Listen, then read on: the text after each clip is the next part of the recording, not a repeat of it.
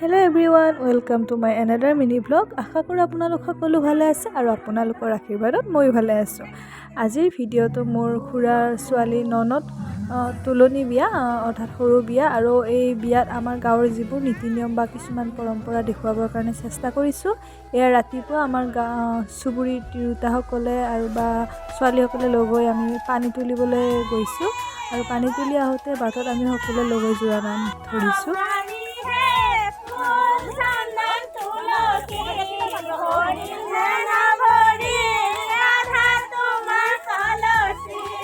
তাৰপিছত আন এটা পক্ষই আকৌ ঘৰৰ পৰা পানী তুলিবলৈ যোৱা আয়তীসকলক এনেকৈ আদৰি আনে আৰু সকলোকে অকণমান ভিডিঅ'ত ৰাখিবৰ কাৰণে চেষ্টা কৰিলোঁ। তাৰপিছতে আমাৰ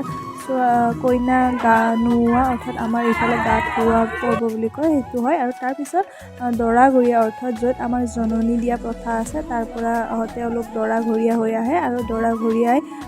কিছু নীতি নিয়ম কৰে, কইনা সজোৱা, তাৰপিছত আমাৰ ইয়াতে কেঁচুৱা লোৱা এটা পৰ্ব আছে, সেই পৰ্ববোৰ কৰে আৰু এই পৰ্বখিনিতে আমাৰ গাঁৱৰ মানে তিৰোতাসকলে লগ হৈ বহুতখিনি ধেমালি কৰে, ফূৰ্তি কৰে আৰু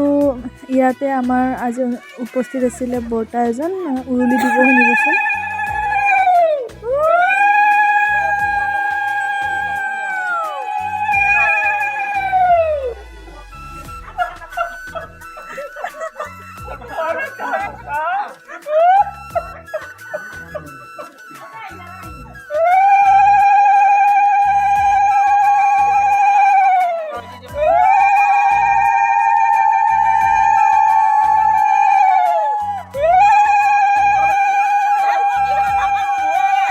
তাৰপিছতে